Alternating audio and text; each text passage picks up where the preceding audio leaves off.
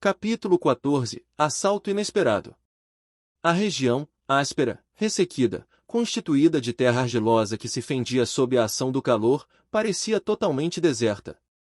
Aqui e ali se viam vestígios de cavernas, ossos embranquecidos de homens e animais, semi-corroídos e confundidos na mesma poeira. Após meia hora de caminhada, Dick e Joe embrenharam-se numa floresta de árvores gomosas, sempre à espreita e com o dedo no gatilho da carabina. Não sabiam com que iriam defrontar-se. Sem ser grande atirador, Joe manejava habilmente arma de fogo. Como faz bem andar um pouco, Sr. Kennedy, apesar deste terreno não ser dos mais cômodos, observou ele, tropeçando nos fragmentos de quartos espalhados pelo caminho. Dick fez sinal ao companheiro para calar-se e parar. Não contavam com cães para aquela caçada e, por maior que fosse a agilidade de Joe, não podia ter faro de cão. No leito de uma torrente, onde ainda se achavam estagnados alguns charcos, saciavam a sede vários antílopes. Os graciosos animais, pressentindo o perigo, mostraram-se inquietos. Depois de cada trago, endireitavam a cabeça com vivacidade, sorvendo com as narinas dilatadas o ar que denunciava a presença dos caçadores. Kennedy contornou alguns arbustos, enquanto Joe permanecia imóvel. Pouco depois estacava, apontava a espingarda e atirava. Os bichos desapareceram num abrir e fechar de olhos. Apenas um antílope macho, atingido na espádua, tombara fulminado. Dick precipitou-se em direção à sua presa. Era um magnífico animal de cor azulada escura, com o ventre e a parte interna das patas alvos como a neve. "É, belo tiro!" exclamou o caçador. "É uma espécie muito rara de antílope e pretendo preparar sua pele para conservá-la." "Ora essa! Está mesmo pensando nisso?" "Claro! Veja só que pele maravilhosa. Mas o doutor não permitirá sobrecargas." "Tem razão. Mas dá pena abandonar animal bonito como este." "Bem, não vamos abandoná-lo inteiro. Vamos tirar dele todas as propriedades nutritivas que tem, se me der licença, garanto que vou sair-me bem." "À vontade, amigo, mas saiba que, como caçador, tiro a pele de uma caça com a mesma facilidade com que abato." "Estou certo disso. Agora, vamos construir um fogão com 3 pedras. A lenha e só preciso de alguns minutos para fazer uso das brasas que irá produzir." "É para já", respondeu Kennedy, pondo mãos à obra. Poucos instantes depois ardia a pujante labareda. Joe retirara do corpo do antílope uma dúzia de costeletas e as postas mais tenras do filé, que logo se transformaram em saborosos grelhados. "O amigo Samuel vai ficar bastante satisfeito", disse o caçador. "Sabem que estou pensando, Sr. Dick? Com certeza no que está fazendo, nos seus bifes." "Nada disso. Estou pensando no que seria de nós se não encontrássemos mais o balão quando voltássemos." "Ora, que ideia! Acha que o doutor iria abandonar-nos aqui?" "Não, claro, mas, e se a âncora se desprendesse?" "Isso é impossível." "Mas se acontecesse, o Samuel não teria trabalho em fazer o balão descer de novo. Ele é mestre nisso." "E se o vento carregasse e não conseguisse mais voltar?" "Ora, pare com essas suposições. Não são nada agradáveis." "É, meu senhor, mas tudo pode acontecer. A gente tem de prever tudo." Naquele instante, um tiro de espingarda retiniu ao espaço. "É a minha carabina. Conheço a detonação. O sinal. Perigo para nós, talvez para ele. Vamos, depressa." Os caçadores apanharam às pressas o produto de sua caçada e retornaram, guiando-se pela trilha de galhos partidos que Kennedy tomara a precaução de fazer. A espessura dos arbustos impedia a visão do Vitória, do qual não se haviam distanciado muito. Ouviram outro tiro. "Deve ser urgente", ponderou Joe. "Ouça." "Mais um", declarou Kennedy. "Está me parecendo defesa pessoal." Saíram em disparada. Ao chegarem à orla da floresta, divisaram imediatamente o Vitória no mesmo lugar e o doutor na barquinha. "O que será?" indagou Kennedy. "Meu Deus!" exclamou Joe. "O que foi? Viu alguma coisa?" "Veja lá embaixo. Um grupo de negros está cercando o balão." Realmente, a cerca de 3 quilômetros de onde se encontravam, uns 30 indivíduos comprimiam-se, gesticulando, ululando e pulando ao pé do sicômoro. Alguns, trepados na árvore, procuravam ganhar os galhos mais elevados. O perigo era iminente. O patrão está perdido. Vamos, Joe, sangue frio e olhar atento. Estamos armados. Haviam já transposto metade do caminho com extrema rapidez, quando da barquinha partiu mais um tiro, que atingiu uma criatura que se içava pela corda da âncora. Um corpo sem vida resvalou de galho em galho e ficou suspenso a alguns metros do solo, com os braços e as pernas balançando no ar. Que estranho! Disse Joe, parando. Por onde estará preso aquele sujeito? Não importa, respondeu Kennedy. Vamos! Depressa! Ah, Sr. Kennedy!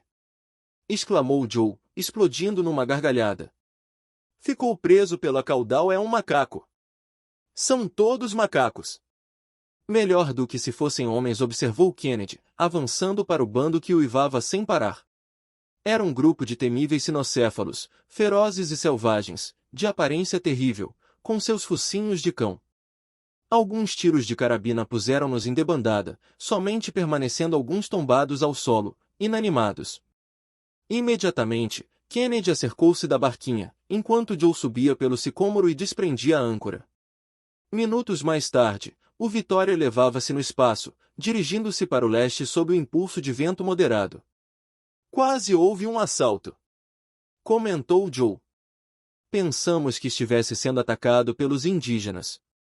Felizmente não passavam de macacos, respondeu o doutor. De longe, a diferença não é grande, meu caro Samuel. Assim mesmo, podia ter sido perigoso, declarou Ferguson. Se a âncora se tivesse soltado com as sacudidelas que eles davam, sabe-se lá para onde o vento me teria levado. Não disse, Sr. Kennedy, você tinha razão, Joe. E naquele momento você preparava bifes de antílope que me estavam deixando com água na boca. É muito natural, disse o doutor. A carne de antílope é deliciosa. Já vai poder experimentá-la, senhor. A mesa está servida. Então, vamos a ela, disse o caçador, só o cheiro já abre o apetite de qualquer pessoa. Puxa! Se eu pudesse, só comeria carne de antílope o resto da vida, exclamou Joe, com a boca cheia. De preferência com um copo de grog para facilitar a digestão. Passando da palavra à ação, apressou-se a preparar a bebida, que foi provada com tranquilo prazer. Até agora, tudo correu muito bem, observou o bom rapaz. Otimamente, concordou Kennedy. Então, Sr. Dick? Está arrependido de ter vindo conosco? Queria ver alguém tentar impedir-me de vir, respondeu o caçador com ar resoluto. Eram 4 horas da tarde e o Vitória encontrou corrente mais rápida. O sol elevava-se insensivelmente e a coluna barométrica indicou a altura de 500 metros acima do nível do mar. O doutor viu-se forçado a sustentar seu aeróstato por acentuada dilatação de gás e o maçarico funcionava sem cessar. Por volta das 7 horas, o Vitória pairava sobre a bacia do Caniemé.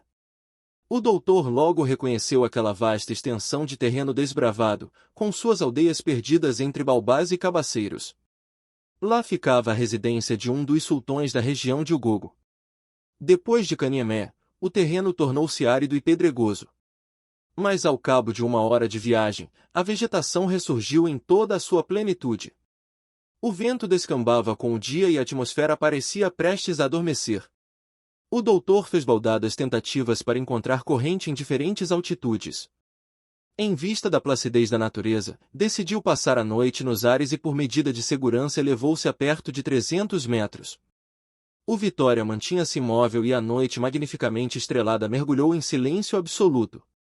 Dick e Joe deitaram-se e dormiram profundamente. À meia-noite foi o doutor substituído na guarda pelo escocês. Se perceber o mínimo incidente, acorde-me logo, ordenou. E não perca o barômetro de vista, que ele é a nossa bússola. A noite foi fria. Com as trevas havia-se desencadeado o concerto noturno dos animais, que a sede e a fome obrigam a abandonar suas tocas. As rãs vocalizavam sua voz de soprano, em coro com os uivos dos chacais, enquanto o tom baixo e imponente dos leões sustentava os acordes daquela orquestra animada. Ao retomar seu posto de manhã, Ferguson consultou a bússola, verificando que o vento se alterara durante a noite. O Vitória desviara-se 40 quilômetros para o noroeste, passando agora sobre Mabunguru, região pétrea, salpicada de bloco de sienita reluzente toda recortada por rochas com a forma de dorso de jumento. Massas cônicas, semelhantes aos rochedos de Karnak, guarneciam o solo como os dolmens dos druidas. Inúmeras ossadas de búfalos e elefantes resplandeciam aqui e ali. As árvores eram escassas, a não ser para leste, onde se viam espessos bosques que envolviam algumas aldeias. Pelas 7 horas, uma rocha redonda, de perto de 3 quilômetros de extensão, surgiu qual imensa carcaça de tartaruga. Estamos em boa trilha, disse Ferguson.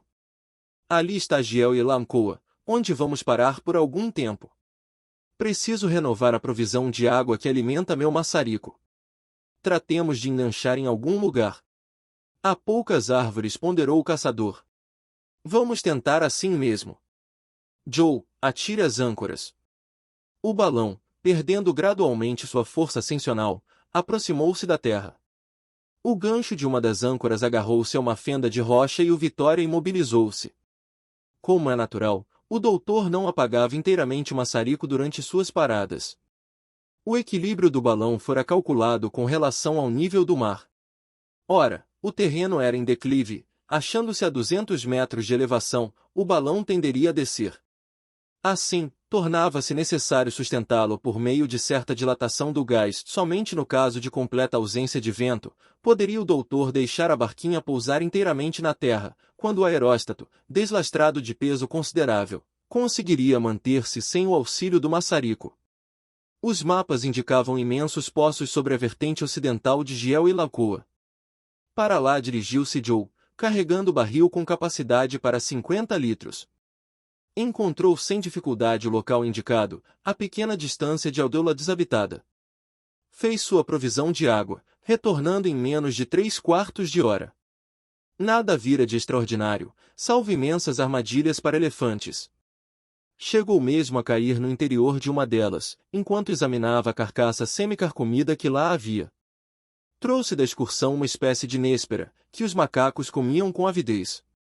O doutor reconheceu o fruto do membum, árvore muito abundante naquela região. Ferguson aguardava Joe com certa impaciência, pois uma parada ainda que rápida naquele território inóspito inspirava-lhe temor. Embarcaram a água sem dificuldade, pois a barquinha quase tocava o solo. Joe desprendeu a âncora e pulou agilmente para o lado do patrão. Este reavivou a chama e o Vitória retomou sua rota aérea. Encontravam-se agora a 150 quilômetros de Case, importante instituição do interior da África, onde, graças a uma corrente do sudeste, os viajantes esperavam chegar em breve, pois seguiam com velocidade de 30 quilômetros horários. A direção do aeróstato tornava-se bastante difícil. Não era possível ganhar em muita altura sem dilatar grande quantidade de gás, pois a região já se achava a uma altitude média de 4.300 metros. Ora, tanto quanto possível, o doutor preferia não forçar a dilatação. Assim seguiu prudentemente as sinuosidades de uma encosta bastante íngreme e voou baixo sobre as aldeias de Tembo e Turavels. A última fazia parte de Unhanvesi, fantástica região onde as árvores atingem dimensões enormes. Por volta das 2 horas, com tempo magnífico, apesar do sol abrasador que devorava a mais leve corrente de ar, o Vitória sobrevoou a cidade de Case, situada a 550 quilômetros da costa. Partimos de Zanzibar às 9 horas da manhã, disse o Dr. Ferguson consultando suas anotações, e depois de 2 dias de travessia já percorremos com nossos desvios perto de 8.000 quilômetros. Os capitães Barton e Speck levaram 4 meses e meio para fazer o mesmo percurso.